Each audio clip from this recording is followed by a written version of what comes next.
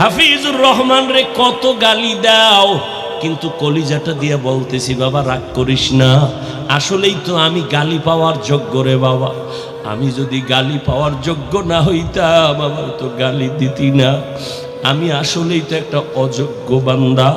এই চেয়ারে বসার মতো আল্লাহর কসম আমার মধ্যে কোনো ইলমের গন্ধ নাই, আমলের কোনো গন্ধ নাই।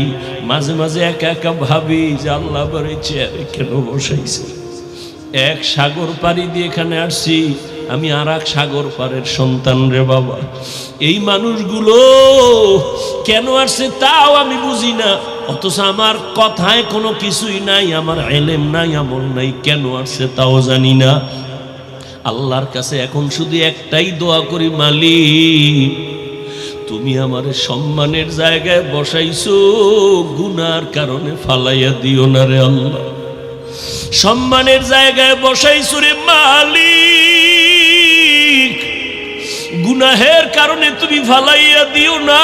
ও কলিজার যুবক, পায়ে হাত রাইখা বলি, কলিজা দিয়া মোহাব্বত করি রে বাবা। আমি এখানে একটা যুবকেরও হুজুর বানাবার জন্য আসি নাই, ভয় নাই। আমি তোমাকে একবারও বলবো না তুমি স্কুল ছাইরা কলেজ বাদ দিয়া মাদ্রাসায় যাও, দাড়ি লম্বা করে তসবিহ হাতে নাও, পাগড়ি লাগাও, একবারও বলবো না।